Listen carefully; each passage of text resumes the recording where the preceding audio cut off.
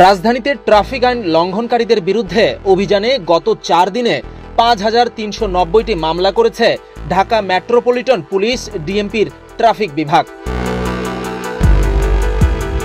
সোমবার ১৭ ফেব্রুয়ারি দুপুরে ডিএমপির media and public relations বিভাগের উপপুলিশ কমিশনার মুহাম্মদ তালেবুর রহমান স্বাক্ষরিত এক প্রেস বিজ্ঞপ্তিতে বিষয়টি গণমাধ্যমকে জানানো হয়েছে।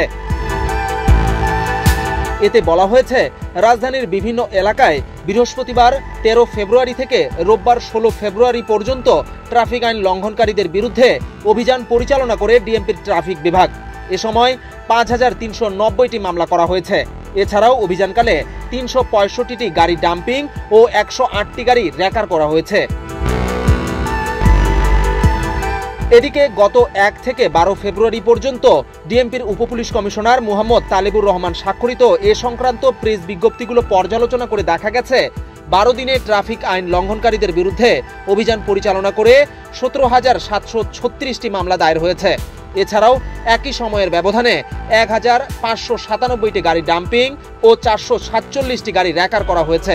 এছাড়াও একই সময়ের ব্যবধানে ১,৫৯৭টি গাড়ি ডাম্পিং ও ৪৬৭টি গাড়ি র্যাকার করা হয়েছে।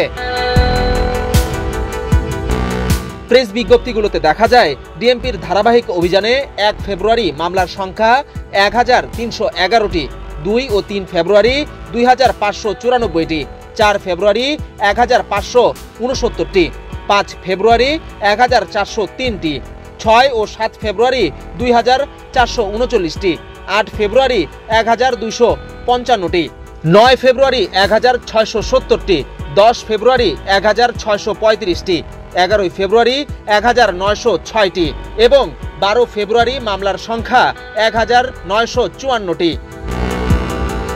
বিজন কুমার, বাংলাদেশ প্রতিদিন।